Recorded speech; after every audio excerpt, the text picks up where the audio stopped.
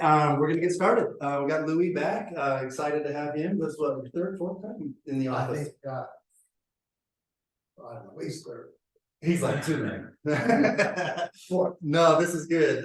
Leadership is something we all need to learn on, right? Not just with our teams and our agents and stuff, but things to learn on leadership with our kids, right? You know, just yeah, that's kind of a connection I made. So Louie, come on up. I don't know a lot about the class, so I don't have a whole lot to say about it other than you're awesome. Fidelity National Title is Louie's new company because he sold Vanguard title to Fidelity National. So many of you here know Brondi. Reach out to Brondi. Brondi's kind of like the matchmaker is what I call her. Kind of matching up with the right title officer, right location, everything like that, right? Is that fair to say? Right? Yeah. Great go between. So yeah, we're gonna have a contact slide here that we'll put up towards the end, and let's just rip into it. All right, cool. So today I want to talk about something that I have a lot of passion about, and something that I've actually was talking to Jeff about it yesterday morning. Jeff comes over, we do ice bath in the morning, and Not together. Not in the same. Just block those weird thoughts, right? yeah.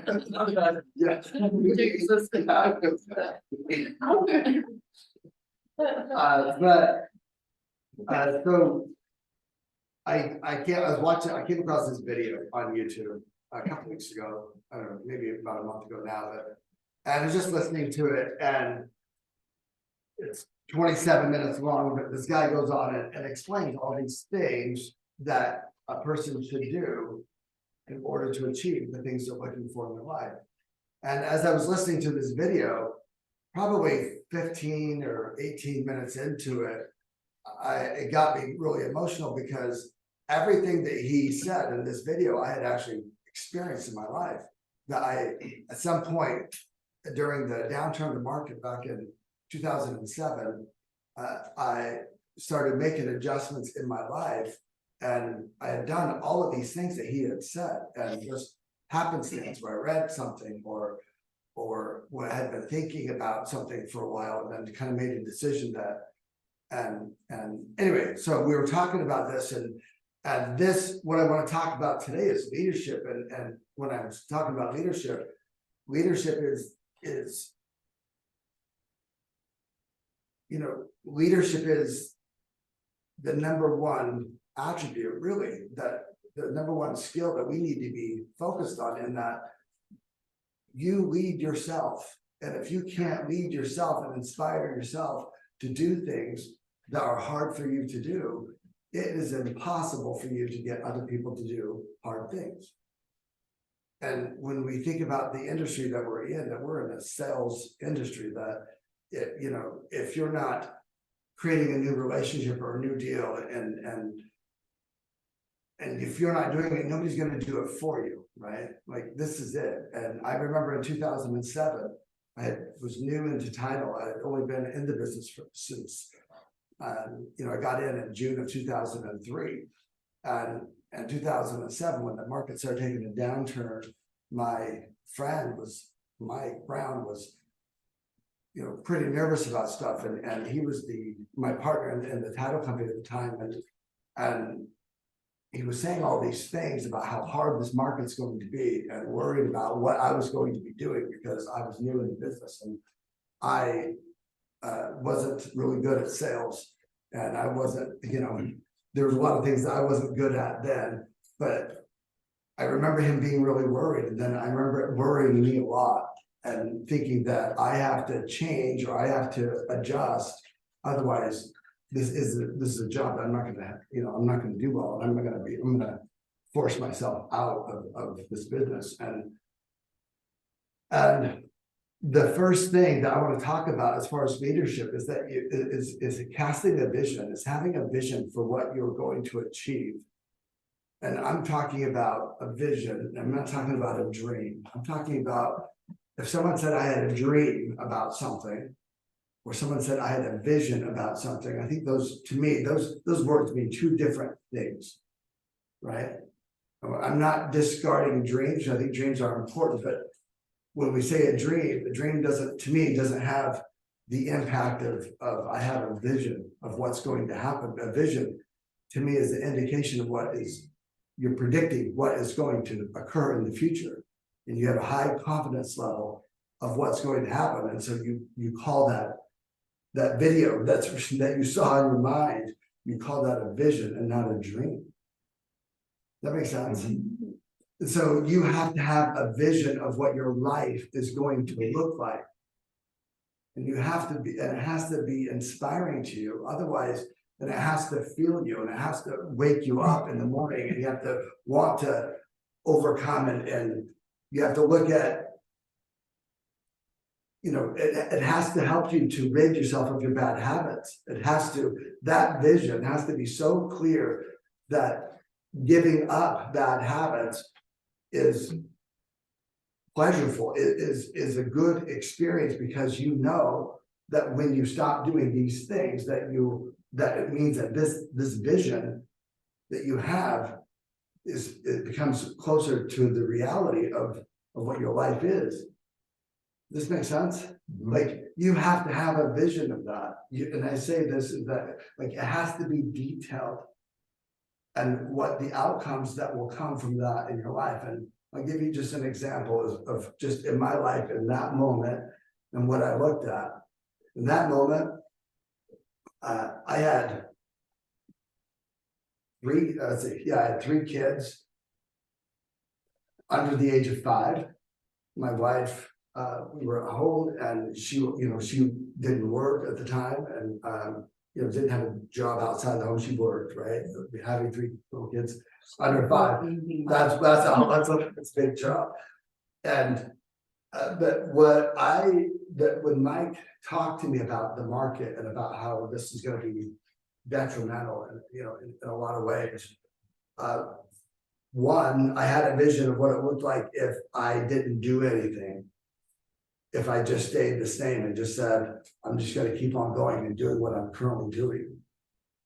And I realized that if I just keep doing what I'm currently doing, the reason why Mike is nervous is because what I'm currently doing isn't going to be enough to what's coming. Does this make sense? So, and if you think about the market we're in right now, what you are currently doing, if you don't have the business you want, what you are currently doing isn't working. It's not enough. It has to be to a different level. It has to be, it's not that there's not enough business. There is enough business, because if you absorb, if 4,000 real estate agents left the business in the next month, there would be business that you would absorb, right? So if they're not leaving, you have to learn how to absorb that business with them in the market so that they leave the market. And the only way that happens is by you leveling up and understanding what it is you have to do on a day-to-day basis. You have to have a vision of what that looks like. And I remember coming to the conclusion, because I would get up at 6 o'clock in the morning. And I remember coming to the conclusion, because I could see what my life looked like when I was operating at my highest level. And it looked like that I would exercise every morning, that I would go running every morning. I didn't want to run. I was not a runner at the time. But it looked like I would do some type of exercise. And Mike was saying this in 2007. And so in 2008, I'd been thinking about this and making adjustments in my life. But then at one point in 2008, I realized I have to get up in the morning and actually exercise intently and be focused. And that exercise has to create more focus and more drive in my life. It's not just getting up and doing some push-ups and moving on, right? Not just saying I exercise and checking the box. But however I exercise, that exercise had to inspire me to be better. When I got done exercising, my energy level, my commitment to my success had to be better through my exercise. And so that changed me. And I remember coming to the decision that I have to lose weight and I have to get in shape and I have to start running, because when you run, you have more energy than just doing push-ups. When you have cardio, it feels when your body's moving and you're breathing, like that's different than just doing push-ups. And I had this vision that that's what I got to do. I have to start running in the morning, so because it engages our mind. And even today, there's scientific studies that talk about how they took 2 groups of people and they had them do cardio at a level 2 cardio, meaning that you can kind of talk as you're doing it, but you can't talk for too long, right? So it's not walking where you can talk and talk and talk. It's a level 2 cardio where you can say a couple sentences, you're like, I'm gonna catch my breath. Then you say a couple sentences, then you catch your breath. So they did 2 studies. They had a person who they meditated for 15 minutes. And this person did cardio for 15 minutes. And then they gave them a task, a complicated task that you had to use your brain to actually achieve. And the person who did cardio, every person who did cardio did faster than the person who meditated. Every person. Not even a question. Right? And I'm only saying that now because in 2008, when I was thinking, what do I have to do? What does my routine have to look like so that I can crush it every day? What does it have to look like? And I felt inspired that running had to be it. And I can see now, like, and I just watched that Andrew Huberman podcast where he talks about this. I just watched that recently in the last year or so. And I'm finding things out today that they've recently done studies on that in 2008. I just knew, like, I felt to do intuitively that worked. Does that make sense? Like, because I'm like, it's not, for me, it wasn't meditation. It wasn't this, it was running. It wasn't just working out, it was running. And I knew that when I ran, because I felt different. And again, I'm talking about this because you have to have a vision of what it looks like for you. What does it look like when you're having your best day ever? What does that look like? And I used to say, it looks like Nutter Butters. It looks like Cheetos. That was my best day. Those were some of my best days. And to accomplish something else, right? Waiting. Those were my best days. But I remember identifying, like, what does it have to look like? And I started ratcheting up my morning, my wake up time. So I thought, oh, it's 6 o'clock. If I get up at 6, there's no way I can run and do that long enough and then get back and get to work on time. So I thought, I got to get up at 5:30. And I remember dialing it back, saying, I got to get up at 5:30. And then the next thing that I remember identifying is that I need to get up and I want to write in my journal. I want to write in my journal and I want to read, for me, I want to read the Bible. I want to read the scripture. I want to read something that is inspiring to me spiritually. I thought, man, if I'm going to journal and read that, I remember going, I got to get up at probably should get up like at 5 o'clock. And we're thinking, wow, I got to get up at 5 to do this, So I started getting up at 5. And then as I started running with a buddy of mine and we started running more and more miles. And so then I realized, like, if I want to run 5 miles every morning, and I'm not saying you have to run 5 miles, but I'm just saying that's what we did. And I just started dialing in this vision in my life of what it had to be. So then I thought, man, I got to get up. If we're going to run 5 miles, then I have to be done and ready. And the bottom line is, I ended up deciding that I was going to be getting up at 4:27 every morning. 4:27. The reason why 4:27 is because I wanted to be like changing my clothes when 4:30 hit. And I would lay my clothes out. And I had this vision of what it would look like. And I'm like, I would lay my clothes out and I would wake up at 4:27 and I would be changing my clothes to get into my running, to my workout. So then by 4:40, I would be sitting at my desk, reading and journaling. And then I remember adding that in that vision that I'd try to read in the day, read books that made me better. And I realized that reading books and make me better and having 3 kids under the age of 5 is not happening in the evening. It's not happening. Or because not only with kids, but I had clients that would say, you do a closing at 7 o'clock tonight. I'm like, well, that's done. I'm not reading those things, And so then for me to read for 20 minutes, something that's going to benefit my business, for me to read for 20 minutes, something that was spiritually uplifting for me, to write in my journal and to do these things before I was going to meet Roger. I had to get up at 4:27 to do these things so I could do that, be back by 6:30.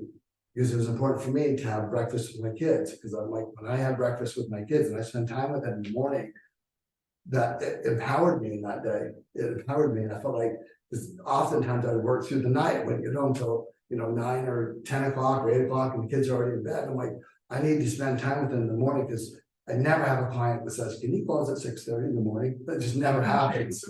But, and so I'm like, then I have to make, my vision was I have to make that time for my kids in the morning, because I can guarantee it in the morning.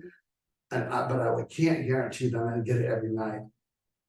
And I came up with that vision over just a short period of time, because I knew that when I was doing those things, that I would feel at the peak of my game when I walked into work. And I had this vision in my mind that I'm walking into work, because we would have breakfast from 7 to 7:30, and I would leave at 7:30, and I'd get to work around 8 o'clock, 7:50 or 7, something like that, 8 o'clock. And that when I walked into work at 8 o'clock, this is what my mental game was. I have been up for 3.5 hours, crushing life. I have to be able to beat my competitor. I have to be able to. Because I know they're not doing what I'm doing. They're not preparing themselves every day like I spend 3.5 hours in the morning preparing myself to come into work. My competitor is not doing it. If they're not doing it, that allows me to speak more passionately, with more conviction. I have more energy in my voice and my actions. And so and they're going to be attracted to that energy, to that passion, and to my voice. Like, I am already beating my competitor. And I remember walking into work, and even if someone had been in the business longer than me, had better resources than me, I'm like, but you're not better. Like, I'm better than you here. I'm better. I'm already connected to what I'm doing. And I'm not trying to, drink down. I'm not missing my breakfast from eating in the morning. So I feel fueled, that my body is ready to go at the highest level. And I just had this vision that if I could control my morning, if I could control the morning before, the time before I go into work, so that when I'm driving into work, I'm listening also to an audiobook. When I'm driving into work and I'm coming in at the peak of my game, I have to win. There's no way I cannot win. It may not look like I'm not winning for a while, but I have to be able to win over time. I have to be able to win. Does it make sense? And as I say that, I just want to know, like, how do you feel just saying that? Does that sound true to you? Yeah, it's true. It sounds true because it is true, and it feels true because it is.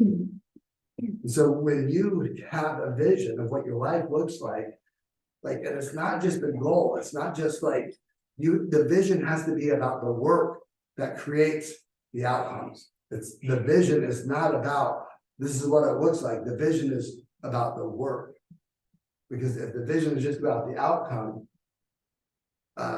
then you're not, which is important to have that vision of what the outcome looks like. But if it's just that, it means you're afraid to do the work. It means that that vision is really not really a vision, but it's a dream, because you're not really thinking about what is the work that has to happen to be able to be that person, to be able to have that in your life. Does this make sense? And so, as evidence of this, and I'm not saying that you have to follow the routine that I did or that I was doing in the morning, but you have to have a routine that when you finish in the morning and you're coming into work, you feel like you're going to crush it. And that has to be set up, that you have to set yourself up in your relationship with your spouse and with your kids. And I would, as little as my kids were, I would say, guys, you have to be in bed by 8 o'clock. And they're like, why? I said, because if you're not in bed by 8 o'clock, I'm not going to tell you a story. And if it's 8:01 and you're not in bed, there's no story. Right? Let me back up and say this. I would try to get them to bed by 8 o'clock. And it was like herding cats. You cannot get 3 kids under the age of 5 to brush their teeth, get their jammies on, to put their clothes out for the morning and do all that. It is just like, it's hell, right? It's hell. Totally. But I want to tell you that I realized that if I were to cast a vision for my kids, then they would want to do it. And so here's what I sat down with my kids. I remember sitting down with them one day and I said, guys, let me ask you this. How much do you guys like me telling you a story at night? They're like, that is the best, because I just make up.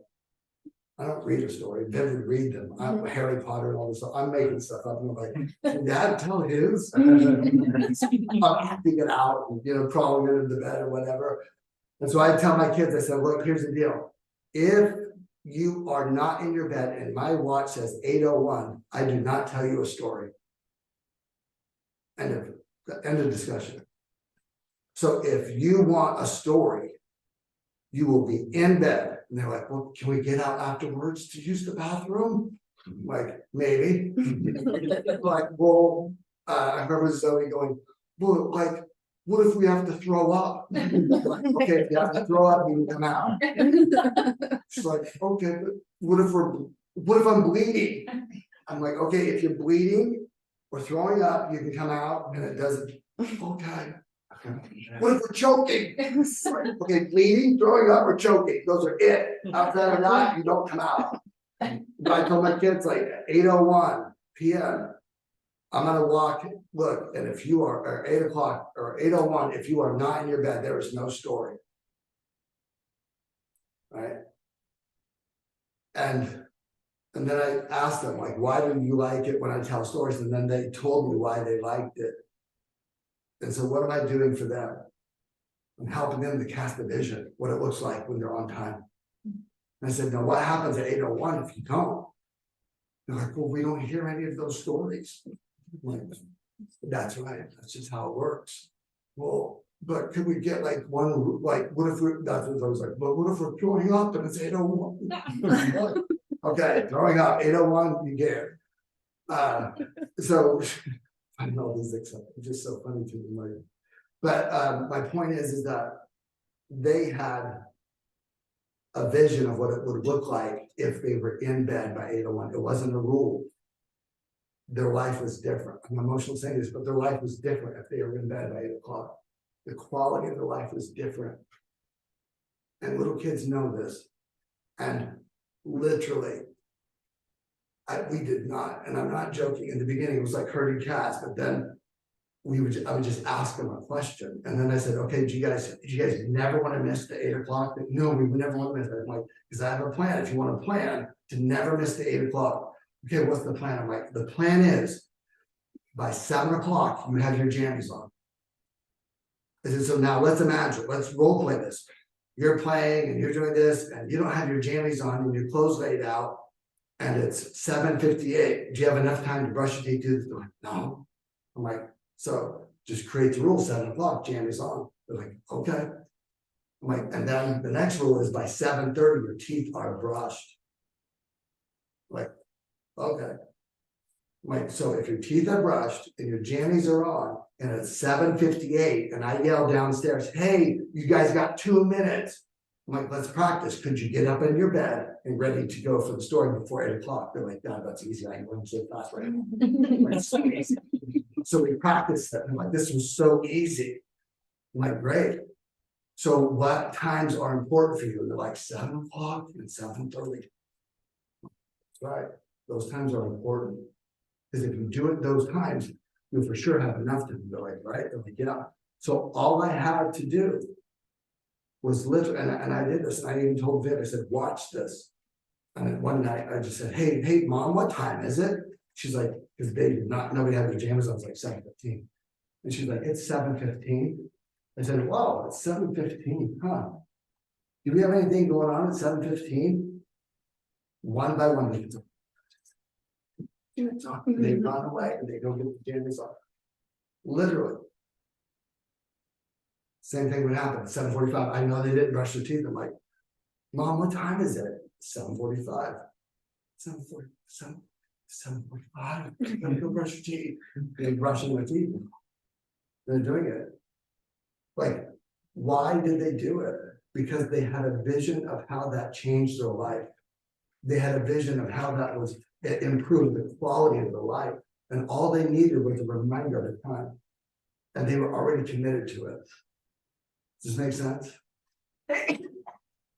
But what we do, what the human condition is to try to manipulate and get as much out of life and squeeze as much out of life and doing what? As little as possible. How do we hack it? How do we do the little possible? We're afraid to do the work. But when you're not afraid to do the work, your life changes. That's when life is way easy. When you're just not afraid to do the work that you have to do. So you have to have a vision for what your life looks like. So that when you look at your watch and you see the time, you know what's happening and you know what you need to be doing. It has to be that regimented. And for the next 16, for the next 8 years, Roger and I would run every morning. And if you take out just the times that we were like out of town, right? So, but let's say this, if we were scheduled to run, I was asking this to him a few months back. I said, how many times, what percentage were we there at 5:30? He's like, you were never there at 5:30. I'm like, okay, 5:33, 5:35. Like, but what, how often, you know, go with that? And he said, I think like 96% of the time we showed up. Like, we were either sick. He goes, and of that, it's like, we were just sick.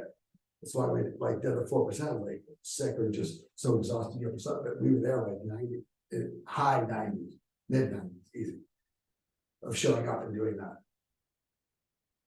My point is like consistency is what gets you results.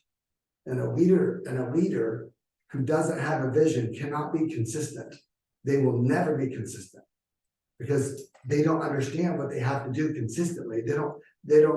They're not seeing it and they don't have it clear enough to where they understand that that action is going to get them that result. Like, but when you have that result, my kids literally never missed. I can think of one time where they were there at 8:01 and I remember thinking, I'm not going to do that. I'm not going to cave on this because if I cave on 8:01, then 8:02, then 8 o'clock loses all of its meaning. I'm like, now 8:01, I don't care. Like that is no, I'm like 8:01, I don't care. And I remember Vince like little, I'm like, you know, this is so important right now. Like that's really why I'm doing it. But they never missed. I can think of one time they just never missed because they wanted it so bad.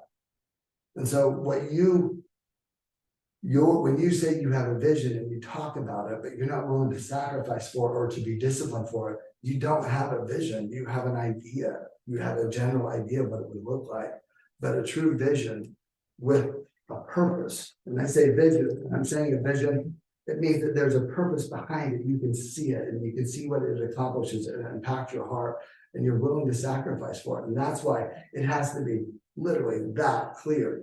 Otherwise, you are not going to be willing to do the work. You will find every time that you can to negotiate to get out of it because resistance shows up. Resistance shows up to change or to test to see if you're committed to that purpose, to that vision. Resistance always shows up. Life is always in balance. And the minute life is out of balance, something happens. The forest catches on fire and burns down because it's out of balance. Or the disease gets the herd, a herd gets a disease and it thins the herd out. But life is always in balance. And the minute it's out of balance, something happens. And the minute you go to change the balance of life by creating a vision that you're by creating something that doesn't exist now, but you're going to actually do the work to create, then resistance equally has to show up to try to test whether that creation is going to be there. Right? And resistance shows up, and resistance isn't external. It might be somebody, it might be your spouse, friend, or whatever. Resistance might show up, but it is always internal. You are able to identify it externally because you feel it internally already. Does that make sense? Right? Like when you're feeling insecure about yourself in a day, and then someone doesn't give you the attention that you think they should give you, you're like, they're hating me now. And you make up all this shit that's not even true. But you find it and you think it's the other person, but it was inside you. It was not the other person. Right? So I love it. I think Stephen Pressfield that says, resistance. How does he say it? He says, resistance is, resistance is the stick up man. It'll put a 9mm to your head until you do what it says it needs to do, that it wants you to do, right? And it's like it will logically reason you, like it will attack your reasoning like a trial lawyer and reason you right out of what you want to do. Resistance doesn't care. Resistance isn't personal, it's universal. It doesn't care what you're trying to do. It only cares that you're trying to go from this state to a higher state, a version of yourself. And it shows up when you're trying to close this gap that's never showing up if you're trying to eat Cheetos and not about it's like I never had resistance to that ever. Because I'm like, yeah, I'm gonna go to Smith's real quick and go grab some. Like I wasn't like, I'm too tired to go to Smith's. But if it was like, oh, go to Smith's to get the protein powder and get this, I'm like, I'm too tired to do it tomorrow. But Nutter Butters and Cheetos. I gotta do that right now. So resistance shows up. So I ask you, like, what is it? What's the vision that you have for your life? What's the vision that you have for your business? And if that business, if that vision isn't compelling, isn't driving a change in your life, then it's not clear enough. It has to be clear. It has to be, you have to see it for what it, in every aspect of what it's going to deliver to you. Does that make sense? I just want to pause right here. What, any questions that you have to this point about a vision? I don't have a question, but I have a comment, kind of similar to what you were saying. I heard, if you were in your house and your house was burning down and your child was in the next room, would you have energy to go get them and run out? If the answer is yes, then you have energy to do anything. Yeah, that's right. Their motivation is different. That's the Yeah. problem. Yeah. Mhm. Yeah. And I love what, what's his name, David Goggins says, or at least he's, I don't know if he's the one who always says it, but he does say it, you know, when our body wants to shut down and stop, it means when we think we can't go anymore, we've only gone 40% of what we can actually do. So there's another 60% of who we are, what energy we have, and we tank. It's not, we're not at our level of stop. Our body can exceed that. So I was thinking about when you said vision is about the work that creates the outcome. I just shared this on my stories today, so I already heard it, but it reminds me of my daughter who just did her state project and she had Hawaii, which is like, ooh, right, the best state to get. And I kid you not, the whole time kicking and screaming, having to do this project several weeks leading up to it, crying, all kinds of things. And then I kid you not, like as she's putting on the last touch of her project, oh, this is the best project I have ever done. Like she just loved it so much. And anyway, there's some work to do in the process, but it just made me think that sometimes we think the vision is the final project, the product or the trip or the whatever, but it's really the process. Yeah, it which is is awesome. That's right. Yeah, it's yeah, truly is what it is. Yeah. Perfect.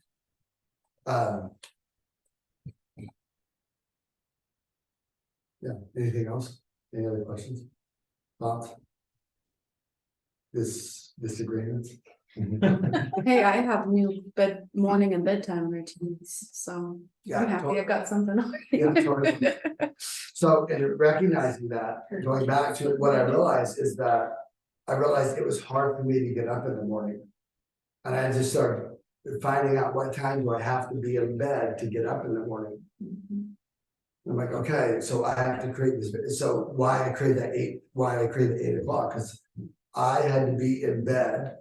My goal was to be in my bed by 9:30, just like 9:30 in bed, not getting ready, but in bed, not necessarily falling asleep. I need to be in bed by 9:30 so I can be falling asleep I can be asleep by 9:45. Because I realized if I was in bed if I was asleep by 9:45, 10:45, 11:45, 12:45, 1, 2, 3.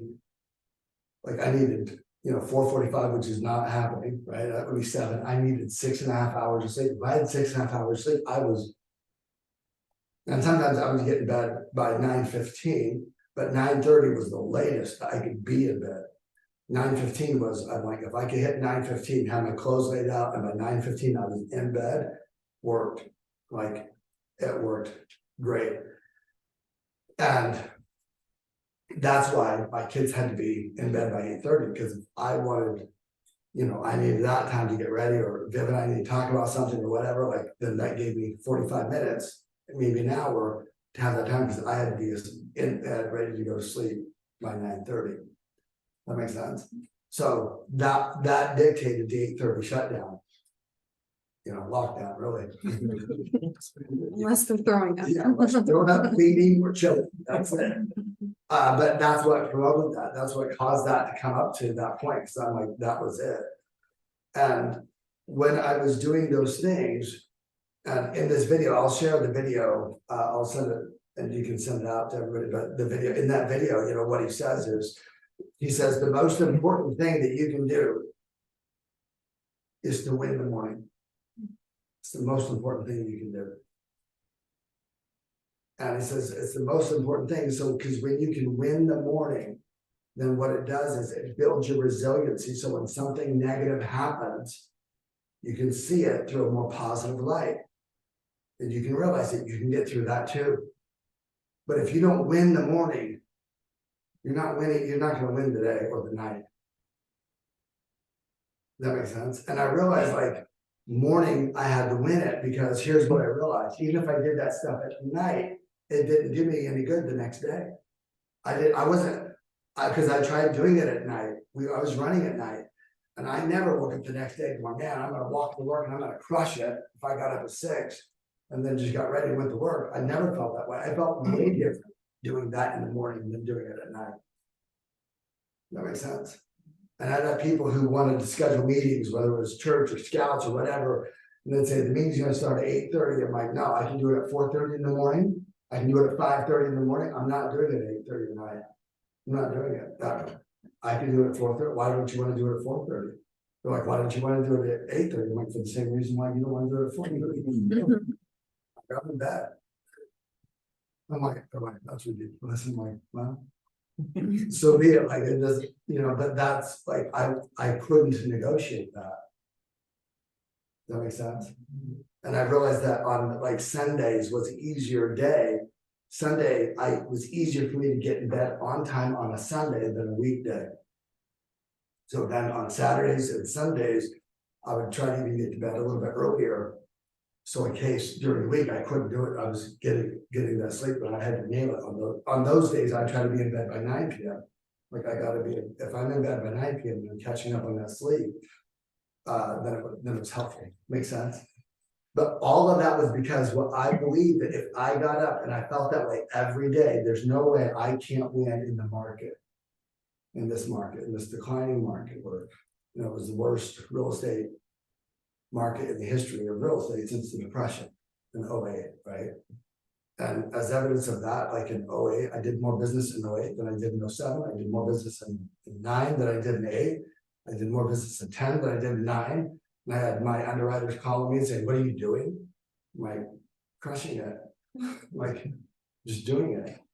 And it wasn't that I wasn't skilled. I didn't have skill. And it wasn't more skill set. I knew what I wanted, and I knew that if I could show up every day with the level of energy that was attractive to people in a market that was declining, where everybody was afraid, then they would find that what do you call it? What's the word I'm trying to think? They would find that certainty, because I felt certain about my life. That makes sense. And so what happens is we're in a similar market. We're in a market that it's declining, right? And deals are less now. And here's the thing: if you don't have a vision of what your life is to be like and what your routines to be like, then you know what gets filled in that void? Your fear. And you start listening to everything that's happening in the market. So your mind is going to be filled with one of two things: fear or your vision. And if you have lost your vision, your mind is filled with fear, and fear paralyzes you. Fear causes you to not create the life you want. Because now you're making decisions, you're trying to avoid pain as opposed to go towards what you want. To go towards the pain that you want. But you're looking at ways to get out of things, or do things with less work, or why do I have to, you know, or maybe, you know, but fear creates this anxiety, and it paralyzes you mentally, emotionally, and it paralyzes you not only in your work, but it paralyzes you in your life. It paralyzes you in your relationships. That's why a lot of people get divorced during these hard times, is because they have no plan for their life, so their life gets filled with fear. And so now they start operating out of a routine of a fear-based routine, as opposed to a vision of what their life could be like when they are disciplined in doing certain things. That's why all of that stuff shows up. That's why, more people were undergoing therapy in 08 than they were in 07, and more in 09 than in 08. Like, it was through the roof. Right? So that's the power of having that vision. That vision creates that discipline. And to me, second in leadership, the second principle, the characteristic of leadership is vulnerability. And you have to be able to be vulnerable in this process. Otherwise, you will never ask for the support you need. You will never seek the support that's needed to get what you want, because you think it's going to be left all up to you.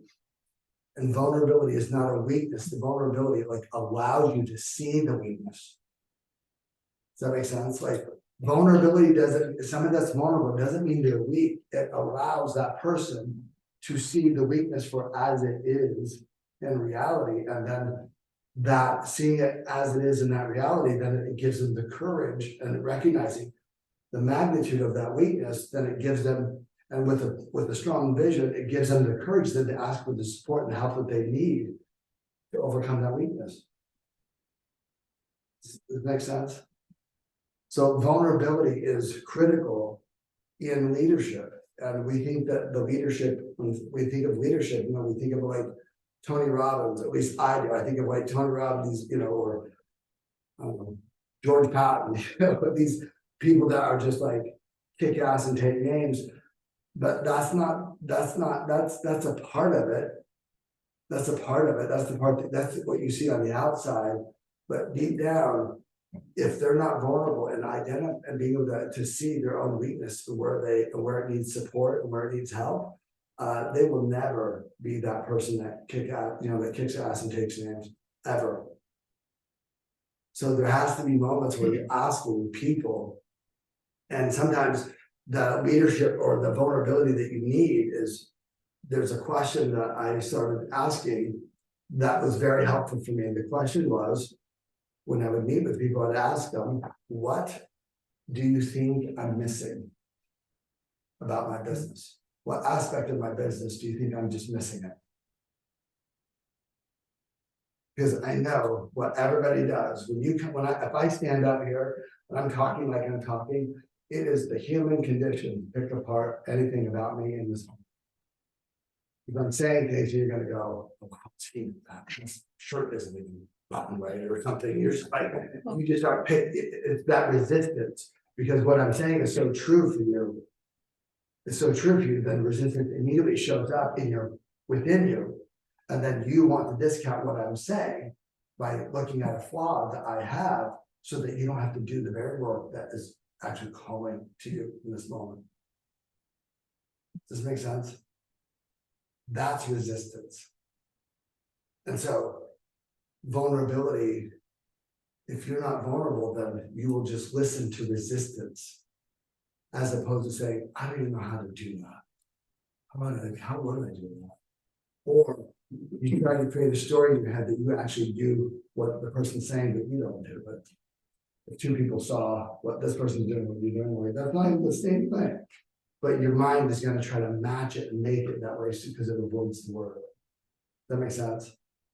So what vulnerability does for you, vulnerability allows you to be wrong and be a great leader. The leader does not have all the answers, but he knows that there are answers for everything that he seeks. And he doesn't have to have all of the answers. He just has to know when he doesn't know the real answer, and then go seek out the answer. This makes sense? Yep. So you have to allow yourself to be wrong. You have to allow yourself to make a mistake, to look dumb. That's how we see it. That's how I would say, I don't look stupid to get it out there, but I had to allow myself to look stupid in order to find out where I needed the work. And vulnerability allows you to try new things and to not do it right. Because your mind wants to create anything that is important for you to do, your mind will start justifying why you don't have to do it. Because it builds up that resistance. And there's a phrase in Stoicism that says, how's it go? And anyway, in a nutshell, what it says is the obstacle is the way. It says impediment to action creates action. Therefore, what impedes the way becomes the way. Thus, the obstacle is the way. Right? And resistance, I just want to tell you this, resistance is the obstacle. I can tell what you need to do most in your life by where you feel the most resistance. Because you wouldn't feel it if it wasn't what was most needed in your life. That makes sense. And I've learned this like recently, even in my marriage, where my wife wants me to go to this it's ADD coaching. And I'm like, I'm not going to freaking ADHD coaching. I got this. I'm like, I got this. Look how successful. Why do you think I got success? You really have to be crazy as a person like me to know something like that. And then literally, I've resisted it for months, and then I just realized, oh shit, it's because I really freaking need it. And I thought I was right, and it created all this adversarial conversation that was unnecessary, but I didn't realize it. Does that make sense? And so I realized, like, because it's 2 hours every week, 5:30 to 7:30. I'm like, that is prime time. Like, nut butters and Cheetos. Like, what are we doing? But I realized, like, if I'm not willing to do that, I am so unwilling to do it that it has to be right. Because it's not wrong, it's not immoral, doesn't hurt. That makes sense. And the only reason, honestly, why I agreed to going to it, I get emotional saying this, because I realized, like, oh my gosh, I have given her so much shit about it and about not doing it. I'm like, I have to. Shit, I'm not even on my own side. Like, I'm on that side. Does that make sense? So it's just like, oh my gosh. So, but vulnerability, that's what I'm saying, is that, and in that moment, I just told Dib, I said, I have given you so much pain about this, and given you so much crap about something that is so simple to do. I'm emotional saying this to you because I told her, I'm like, I'm sorry that I did it. Like, so ridiculous. It seems so childish that this was such a thing for, I don't know, 6 months or whatever it was. I can't remember. Maybe a year. Maybe it's been 2 years. But like, whatever it's been, you get what I'm saying? So I want you to think about your business right now. Why do you think that when you think about it in any aspect of your business and what you do day to day, you're like, I'm not doing that. It's bullshit. I have to do that. I guarantee that's what you have to do. 100%. Not even a question. Resistance doesn't lie. Resistance never shows up when it's a lie. That always shows up when it's true. Meaning the opposite. The obstacle is the way. That's why it's showing up. So if it's showing up, it means you have to do it. And I remember coming to a decision in 08, 09, just thinking, if I hate it, then I have to do it. And I think, damn, if I say in my head, I'm not doing that ever, I'm like, then I have to do it. And I remember I was doing all this crazy stuff. My wife would say, why are you doing all this stuff? It's like you're a machine, you're doing the opposite of everything you normally do. I'm like, because I keep on thinking of it, and I know that's where I need to go, because that's what I'm afraid of. That makes sense? And vulnerability, when you're vulnerable and understanding what that really means, it means that you can be weak, not weak. It means it looks like weakness. It means you can be wrong. It means you can feel like you don't know what you're doing. It can mean that you feel like you don't know even what you're saying or why you're really doing it if you're questioning it. Vulnerability means that you're sitting in a moment that you don't understand everything to do, but you're there as if you do understand it. you're there as if you're fully present and engaged in it, as if you fully understood it, you're like, I know I'm here. I'm just here to learn something, I guess. Like, I look at vulnerability and humility kind of like in that same aspect, like, if you're willing to learn and you're more worried about learning than about what it looks like when you learn, that's what vulnerability helps to do. And when you're more concerned about learning than what it looks like, because it looks like you're stupid, it looks like you don't know what you're doing when you're learning. But when you're vulnerable, then it allows you to do things that you didn't know how to do, but and it gives you the grace to learn the things in a way that feels okay to learn without embarrassment or humiliation. Am I making sense in saying this? So the other part of that video that he says is, he's like, identify your fears. This is what he says. The gap between what you want in your life and where you are in your life is your willingness to overcome your fear, what you're afraid of. And that grows, your willingness to step into fearful moments grows when you're willing to be vulnerable. And to say, I'm going to go into this room that I usually avoid when I see it happening, something that's going on. I don't want to be there, but I'm willing to be in there and to look down or whatever, and to do this thing, to see what is in that room, because why your business isn't the way it is because you're avoiding what's happening in this room all the time. And vulnerability helps you to say, I know I'm gonna look down and I'm still as good as I was if I avoided going in that, right? Because what I learned in my life is every time I avoided going in that room, when I would leave and think, oh, I gotta go get my nutter butters and Cheetos or whatever, right? I never felt better about myself. And I remember driving away thinking, okay, next time I'm gonna go in there. Next time I'm gonna do that. Promise me doing it next time. I'm not gonna be afraid to not say something. We're going out and introduce myself and go to networking meeting people. I'm not gonna do that. Makes sense. So I just had these key points. So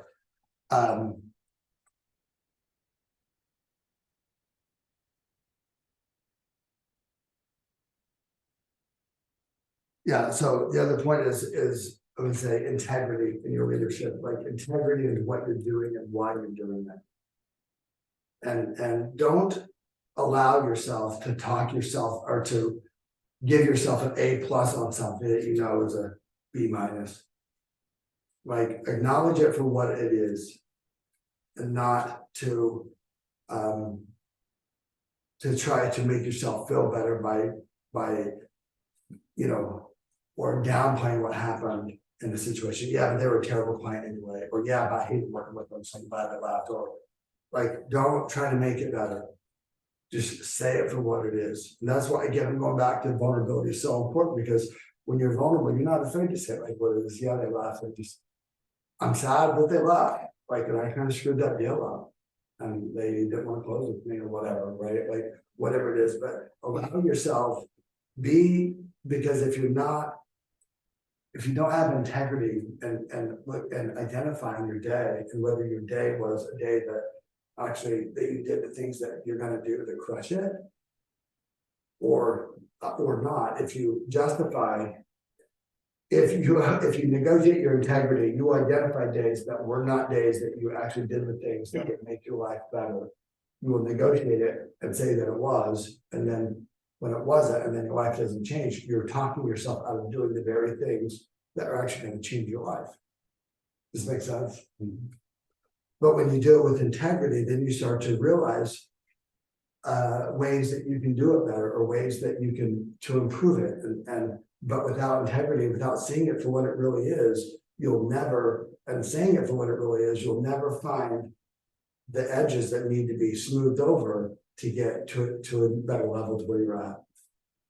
So look at your days and rate your days and rate your days by the energy that you have going into work and your energy and your enthusiasm, and say, how enthusiastic am I about going into work, and how much passion can I feel with my heart than going into my work today and do my work today. And if you're not going in with a lot of passion, a lot of integrity, or a lot of commitment to it, don't lie to yourself and just recognize, yeah, I'm not doing those things that I need to be doing. I didn't do those things to that level. I would have times I would think, I'm not gonna run, I'm just gonna, today I'm just gonna run 1 mile. It'll be like my 5 miles. And running 1 mile is not enough, because in that study, what I found out was that if I'm not running 3 miles, 2 miles will never, like 2 miles wouldn't do it for me. I need at least 3. But if I I had to go 3 to 5, right? Depending if I was running the race or not, that was like 3 to 5 miles. And what they found out in that study is that you have to have more than 15 minutes of cardio. That's a level 2 cardio. So running 1 mile, which I could run in like 7 minutes, 5 minutes, let's get there, just kidding. I could run a mile like 7:30. I'm like, I could sprint a mile in 7 minutes or 6, actually like 6:30. If I ran hard, and then if I ran 2, I could do that probably in under 15, but it was not enough. Like, it was just like real fast. I'm like, oh, this is terrible. But if I did it, if I went 3 miles, it made a difference. I could tell there's a difference in running 2 miles or 3. It was a big difference for me. So don't shortcut yourself. And if your vision of what you want in your life, if you're not willing to give up things in your life, your vision isn't compelling. You don't have it, it's not sharp enough, you don't believe it enough, you don't see it deeply enough.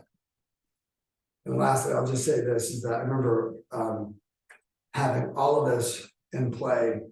Still, there was this moment where I did not want, like, I was just like, am I really gonna do this? How long am I actually gonna get up this early and all this stuff? And these things, like, when is it actually gonna, am I gonna do this the rest of my freaking life? So, we're still trying to condition it, And I had a dream one night, and it was a crazy dream. But that dream was so vivid, like it was as clear as I'm seeing, it was that clear. And I had a dream that something happened in our neighborhood where everybody had to evacuate their homes. I don't know what it was, but just like, who knows, nuclear fallout, I don't know what it was, but we all had to leave. And you had to pack up certain things, and you had to put it in backpacks.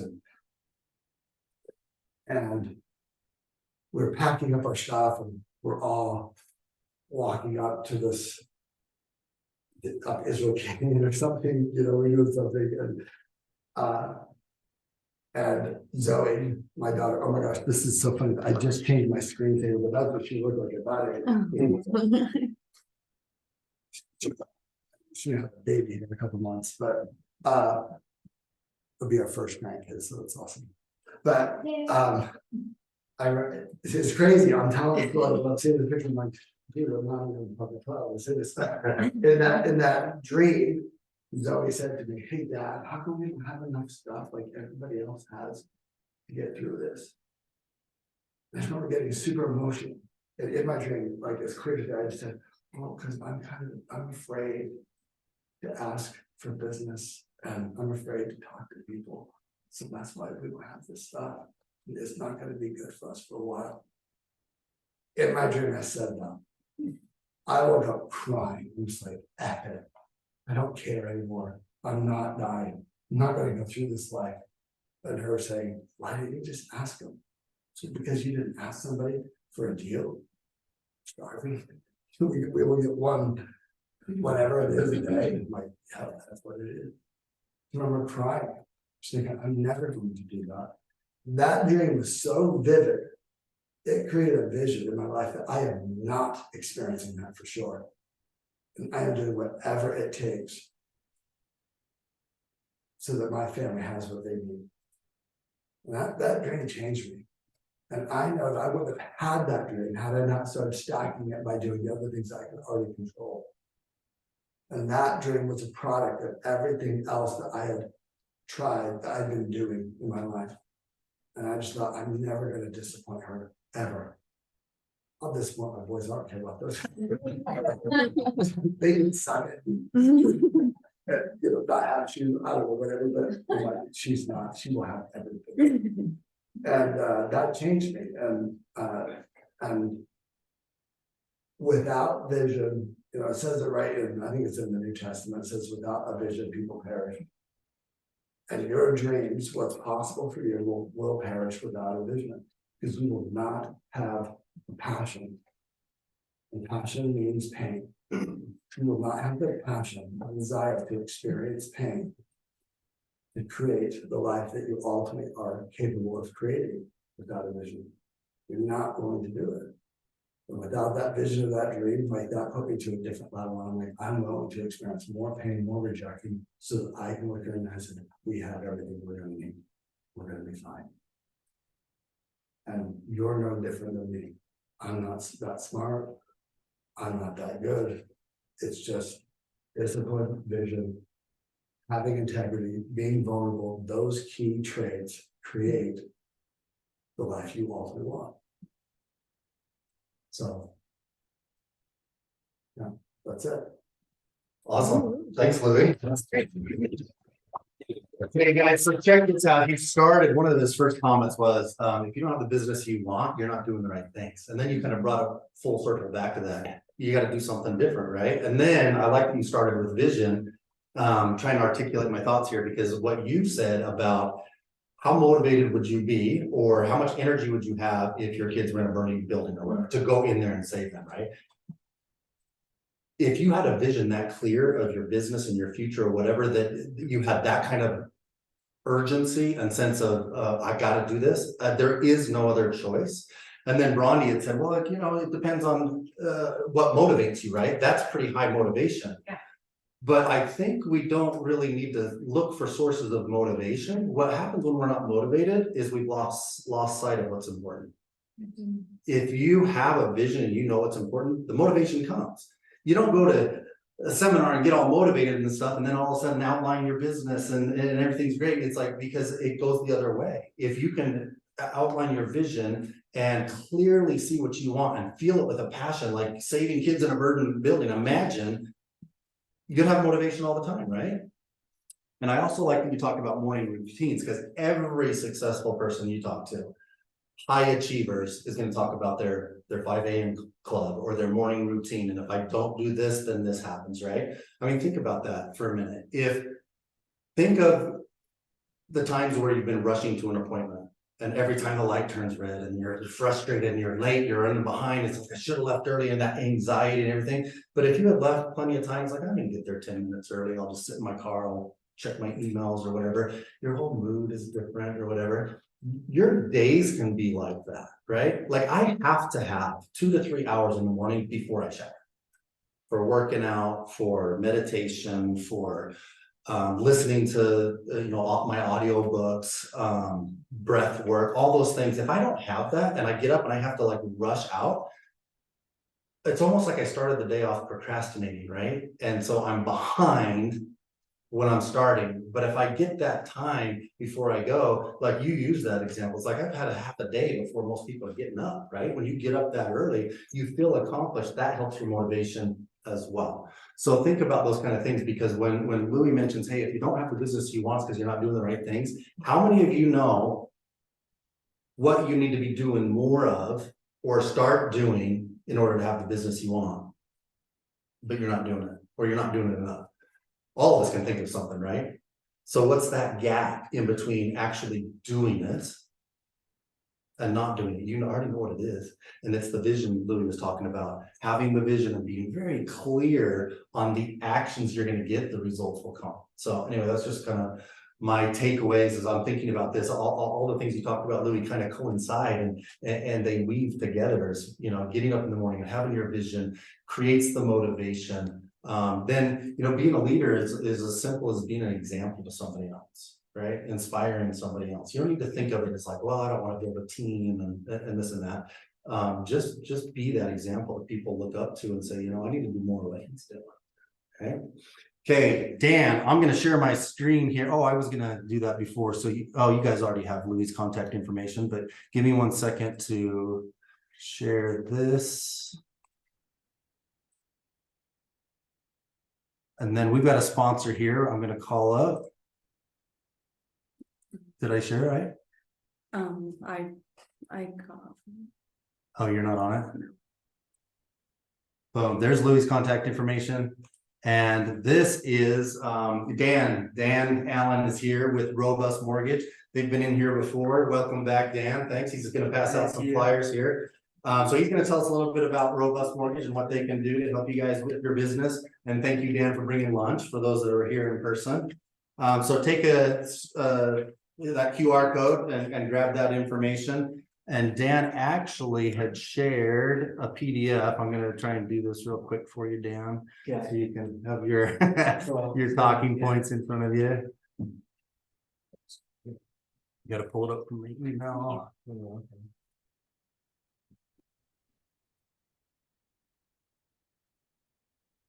There it is.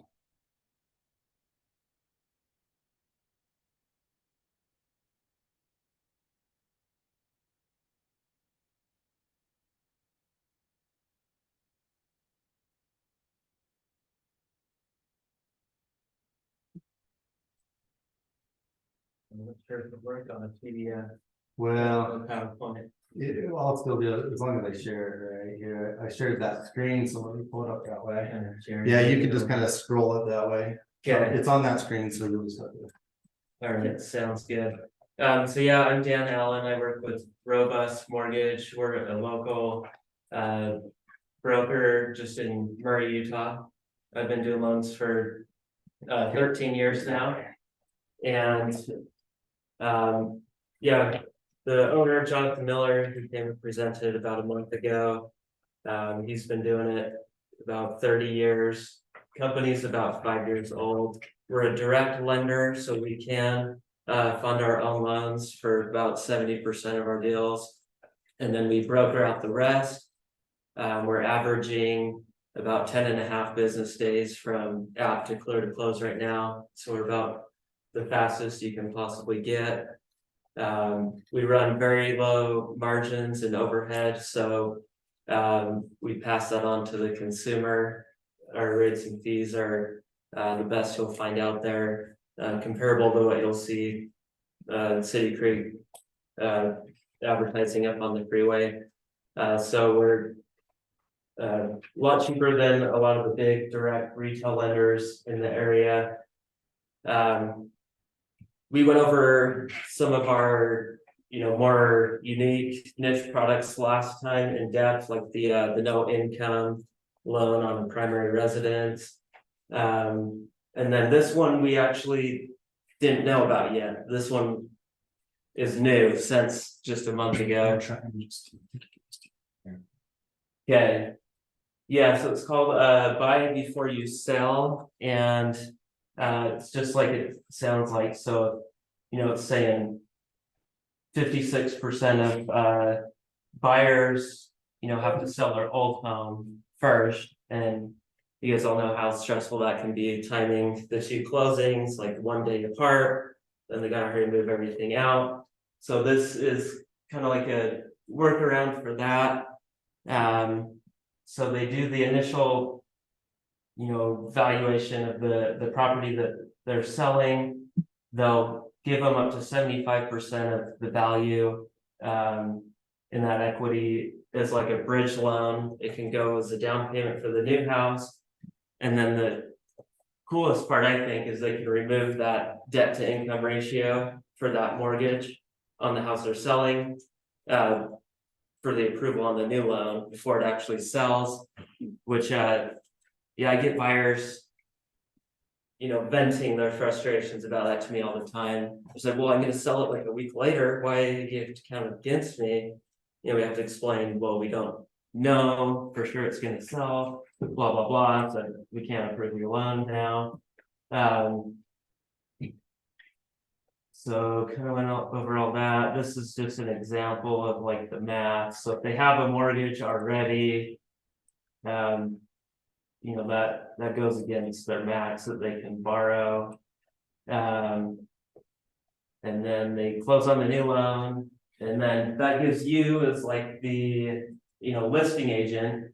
Then you have a full 90 days to sell the house, which with a vacant property, you can clean it up, get the cleaners in there, stage it, make it look a lot better, and have not try and rush and sell it. So you can potentially get top dollar on the sale. That's the fee they charge to do the whole service, so it is 2.4% of the sale price of the home, so that, you know, can be pretty hefty, but if you're, you know, getting the extra time to sell and market the vacant home, then hopefully you kind of make up for it that way. So how it works is the company that offers this, basically, if it doesn't sell in 90 days, they'll buy the property, so they're guaranteeing that it'll be sold. That's how the lender can make it all work with the DTI. So if you can't sell it in the 90 days, they'll buy it, and then they have to resell it on their own. And then it says in here, like, if they do end up selling it for more than they bought it for, then the seller still gets the extra funds. So yeah, this one, it's approved in 10 states right now. It's still getting the licensing approved in Utah. So that's how like new this is. But that's one more thing you can, you know, kind of market to the potential buyers, something that can set you apart from other agents. Even if they don't end up doing it, you know, it's just a talking point to make you different from all the other agents that they could be interviewing, so. Yeah, that's it, I guess. Awesome, thanks, Dan. Anybody got any questions for Dan? Well, you gotta stick around for a little bit. Okay. Yeah, if you have any questions, let's just chat about it. there you after. go. I'll catch you guys loose on Zoom. See you, Nikki. So Louie, I just